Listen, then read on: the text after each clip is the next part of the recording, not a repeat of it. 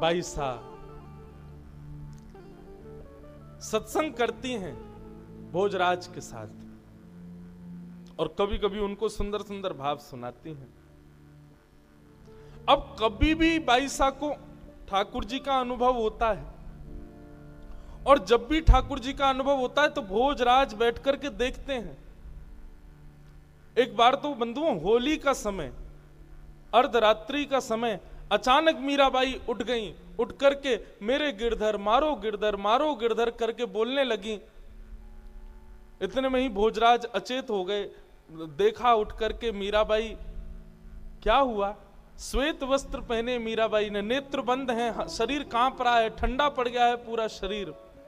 और तभी भोजराज ने क्या देखा कि श्वेत वस्त्र मीराबाई के अचानक कहीं पर गुलाल के छींटे पड़े हैं, अचानक ही कहीं पर केसर की बूंद प्रकट हो रही हैं, अचानक ही कहीं पर चंदन की बूंद प्रकट हो जाती हैं।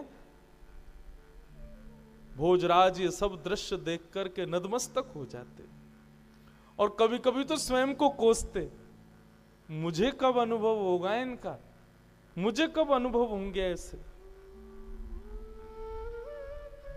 ऐसी अनुभूतियां भोजराज को होने लगी और ज्यों ज्यों ये अनुभूतियां बढ़ने लगी त्यों त्यों भोजराज की भक्ति मीराबाई के चरणों में बढ़ने लगी।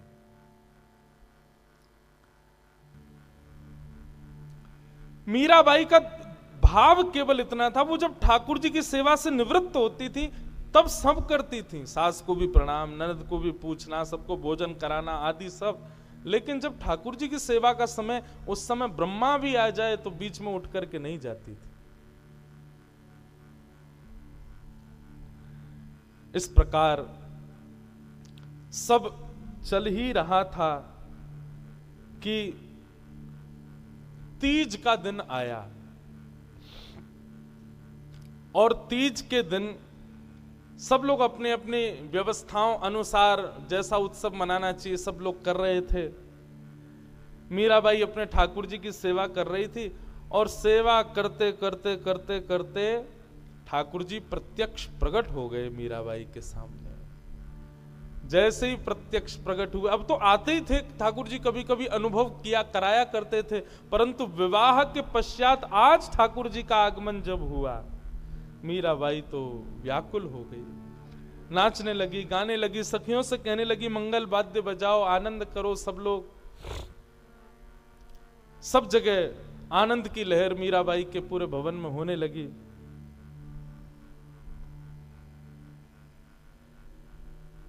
और मीराबाई गा रही हैं बहुत सुंदर एक पद। आज मेवाड़ में पहली बार ठाकुर जी प्रकट हुए हैं, मेड़ता में तो हो चुके थे। मीराबाई गा रहे हैं, राठौड़ जी रे महला रंग छायो, आज तो राठौड़ जी रे महला रंग छायो,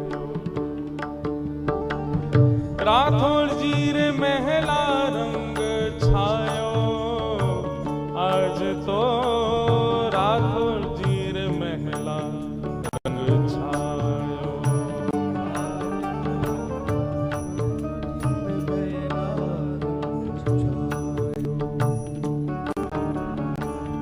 आज तो मेड़ती जी रे महला रंग छायो, आज तो राठौड़ जी रे महला रंग छायो, आज तो मेड़ती जी रे महला रंग छायो, आज तो राठौड़ जी रे महला रंग छायो।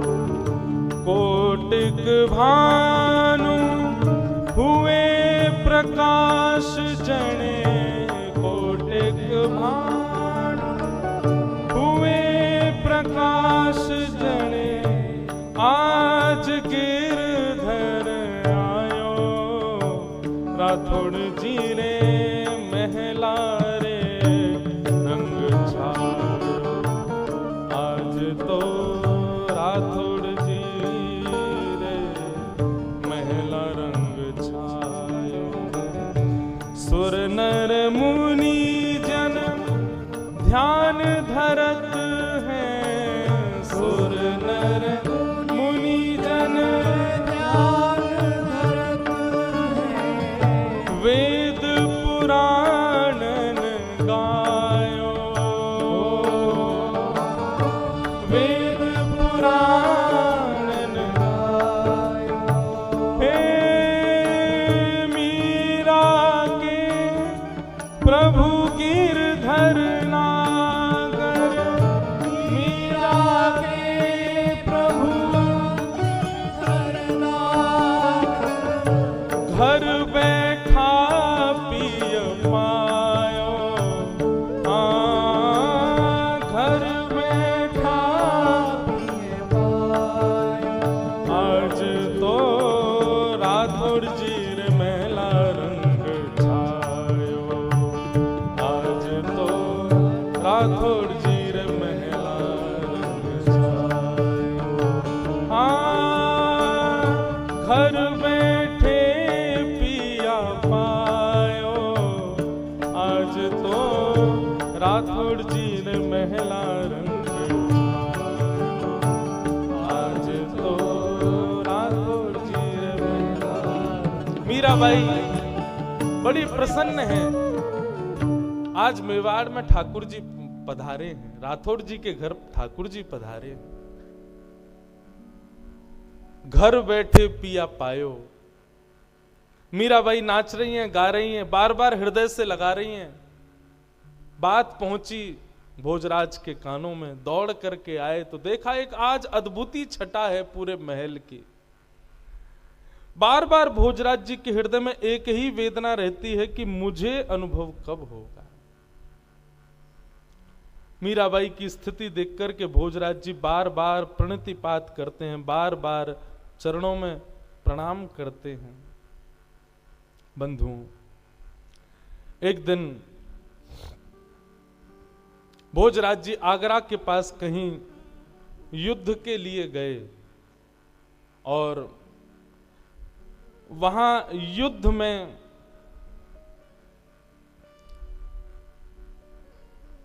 बहुत गहरी चोट लगने की वजह से भोजराज जी जख्मी हो गए। जब उनको लाया गया वापस मेवाड़, वैद्यों ने चिकित्सा की, खूब औषधियां प्रदान की, लेकिन वैद्य जान गए थे कि विषैला बाण लगा है, जिसकी वजह से अब भोजराज जी शायद बहुत लंबे समय तक जीवित नहीं रह पाएंगे। भोजराज जी को चोट लगी, लेकिन ताने सब कसने लगे मीराबाई पे। बोले इसी की वजह से ही हुआ है। देवी पूजा करने से इनकार कर दिया, गणगौर पूजा करने से इनकार कर दिया, ये कर दिया, वो कर दिया, आदि आदि सब बातें कहने लगे। परंतु भोजराज जी जानते हैं कि मीराबाई का ऐसा कोई भाव नहीं है। आज भोजराज जी अपने पूरे तन पर औषधियों का लेप लगाए शयन कक्ष में पौड़े हैं। मीराबाई आकर के समीप बैठी हैं। बंधु, आज तक भोजराज जी ने स्पर्श तक नहीं किया मीराबाई का। मीराबाई आकर के समीप बैठी, घावों को देखने लगी। भोजराज जी बोले आप इस समय अपने लाल जी की सेवा में ही रहें। अच्छा, मीराबाई सेवा फिर भी समय से ही कर रही थी। भोजराज जी यहाँ पर पीड़ित पड़े, उससे भी कोई ऐसा नहीं कि वो सेवा में गई हूं, अब भी अपनी सेवा में ही लगी हुई हैं। परंतु आज समय जान करके भोजराज जी के पास आई और आकर के उनके घावों को देखने लगी। बोले मेरे गिरधर लाल सब मंगल करेंगे, आप चिंता मत करना। बंधुओं, भोजराज जी को देखते देखते नेत्रों में आंसू आने लगे। मीराबाई बोली आप रुदन क्यों कर रही हो? तो भोजराज जी बोले मैं बस आपसे एक प्रार्थना करना चाहता हूं। बोले बताइए। अब मेरे जीवन के ज्यादा दिन शेष नहीं बचे हैं। आपका और मेरा संग भी अब कुछ ही दिनों का कह लूं या कुछ क्षणों का, कभी भी मेरे प्राण निकल सकते हैं। मीराबाई बोली ऐसा मत कहिए, आप मेरे सखा हैं। बोले सखत्व तो पहले ही खत्म हो चुका, आप मेरी गुरु हो, मैं आपका शिष्य हूं, परंतु मैं अपने शिष्यत्व का निर्वहन नहीं कर पाया, अपने जीवन में गुरु की आज्ञा की कोई भी भाव का मैं पालन नहीं कर पाया हूं। पर मैं आपसे एक बात कहना चाहता हूं, मेरे जीवन के कुछ समय शेष रह गए, मुझ पर कृपा कीजिए। मीराबाई बोली आज्ञा करें, आप क्या चाहते हैं। भोजराज जी के नेत्रों से आंसू गिरने लगे और कहने लगे, मुझे गिरधर का साक्षात दर्शन कब होगा, मुझे उनका साक्षात दर्शन कब होगा। अगर मुझे दर्शन नहीं हुआ और मैंने प्राण त्याग दिए तो मुझे लगेगा कि मैंने आपसे विवाह क्यों किया, क्यों लेके आया आपको मेड़ता से मेवाड़। मेरा आपका विवाह इस शर्त पर हुआ था कि सबके मुंह बंद हो जाएंगे, सब जो आपके पीछे पड़े हैं, और आपके पक्ष में तो ऐसा हो जाएगा कि सब कहना बंद कर देंगे, और मेरे पक्ष में ऐसा होगा कि मेवाड़ में भक्ति प्रकट होगी, मेवाड़ में संतों का आगमन होगा। भक्ति प्रकट हो गई, संतों का आगमन भी हो गया, लेकिन मुझे भगवत दर्शन नहीं हुआ।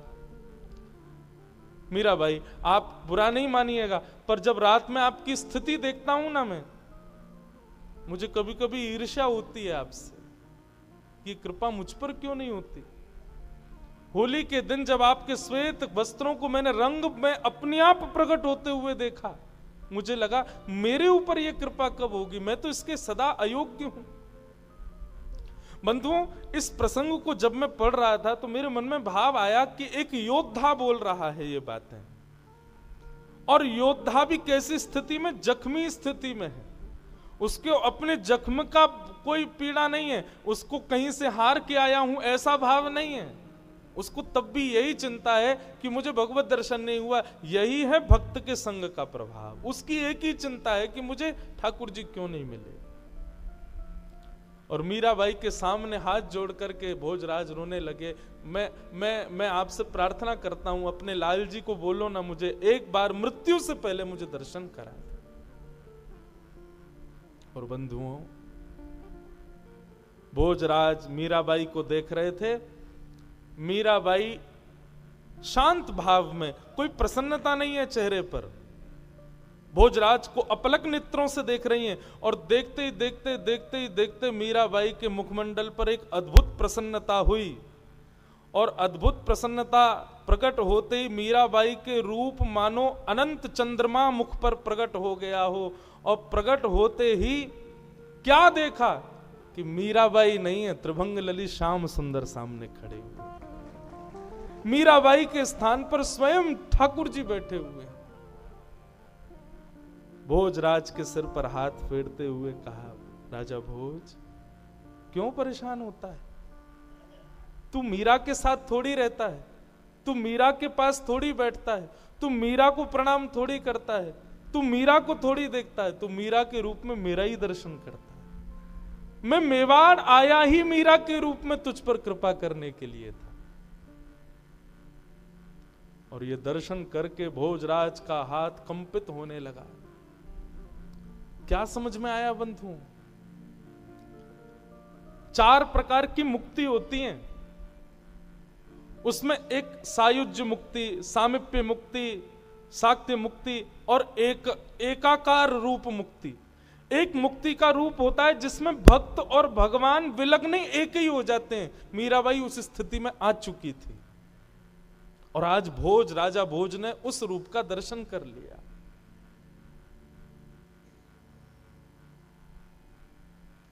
कटाक्ष नेत्र, सुंदर नासिका, अधर बिंब, जैसा मीराबाई वर्णन करती थी, गिरधरलाल ऐसे हैं ऐसे हैं ऐसे हैं, वो सारा दर्शन मीराबाई के रूप में भोज को होने लगा। भगवान मुझसे कोई अपराध तो नहीं बनाना। मुझे बार बार ऐसा मन में आता है कि मैंने मीरा के साथ कुछ अपराध किया। मैंने कोई अपराध तो नहीं किया ना? ठाकुर जी बोले कोई अपराध नहीं किया, सब मेरी इच्छा से हो रहा है। राजन तुम चिंता मत करो, अब तुम्हें मेरा दर्शन हो गया, अपनी शंका का समाधान दूर हो गया। अब तुम सहजता पूर्वक अपने कर्तव्य से निर्वहित होकर मेरी प्राप्ति कर लो। और ऐसा दर्शन होते ही ठाकुर जी अंतर ध्यान हो गए, पुनश्च मीराबाई प्रकट हो गई।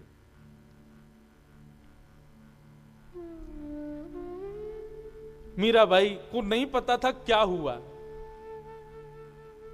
बोले आप रो क्यों रहे हैं? आप ऐसे प्रसन्न मुद्रा में क्यों हैं? क्या हुआ? कुछ हुआ क्या? भोज बोले नहीं नहीं कुछ नहीं हुआ देवी। रोंगटे खड़े हो रहे हैं, पीड़ा दूर हो गई है, अब तो दर्शन हो गया भगवत, अब तो प्रतीक्षा चल रही है।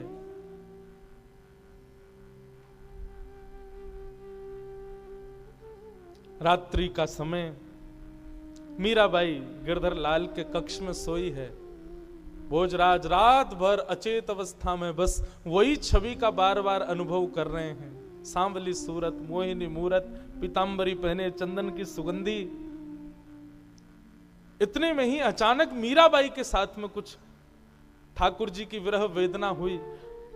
हाँ, प्रसंग में आता है कि एक दो दिन बाद भोजराज को जब दर्शन हुए, उसके एक दो दिन बाद अक्षय तृतीया का समय आया। मतलब जिस दिन मीराबाई का ब्याह हुआ था,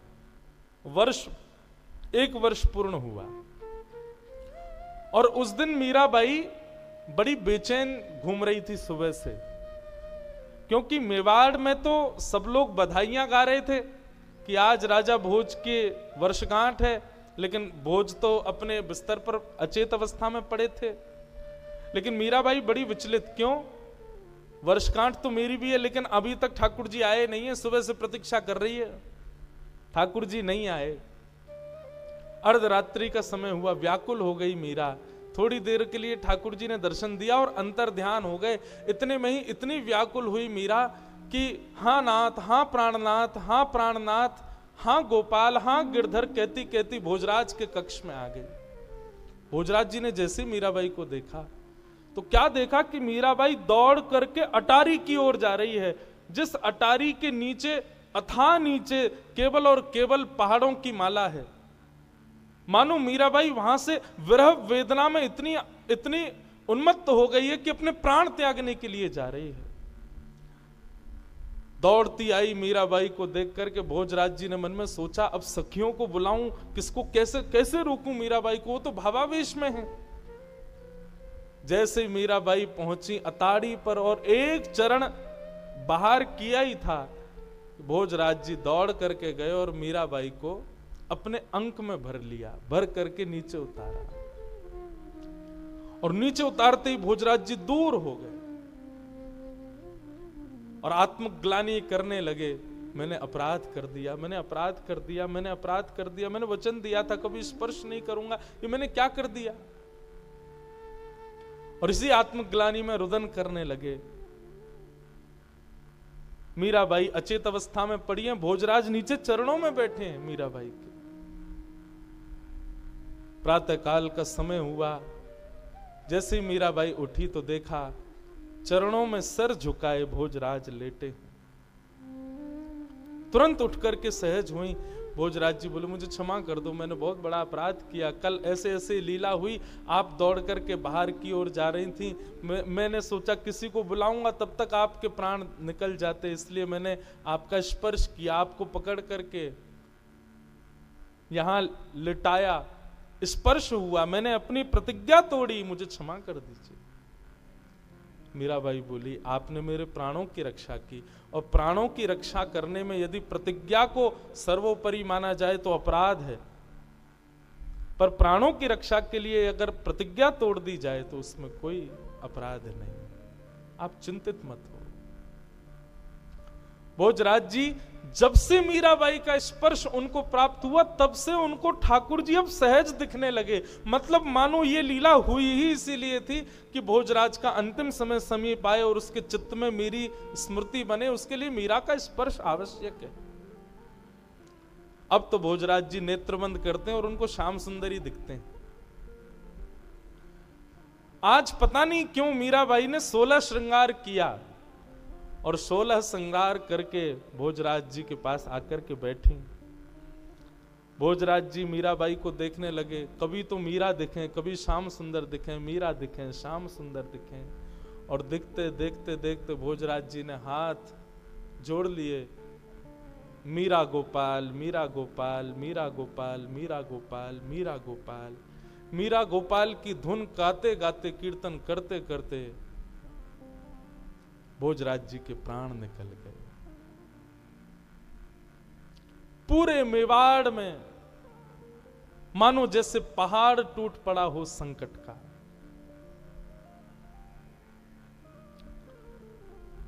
मीराबाई भी आज रुदन कर रहे हैं, नेत्रों में आंसू हैं।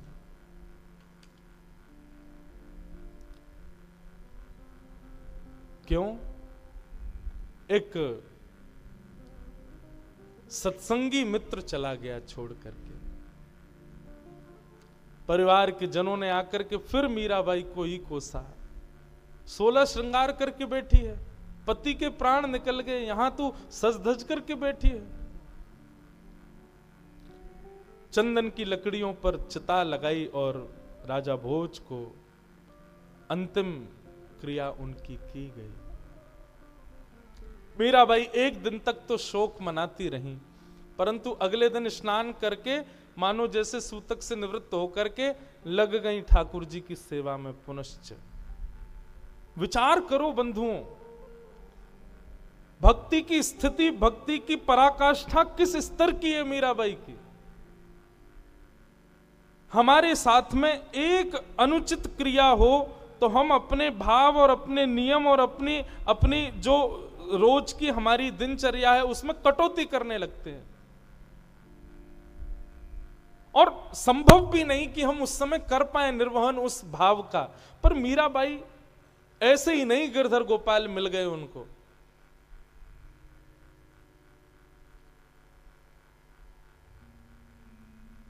जिस स्थिति में वो हैं, जिस भाव में वो रहती हैं, वो साधारण नहीं है।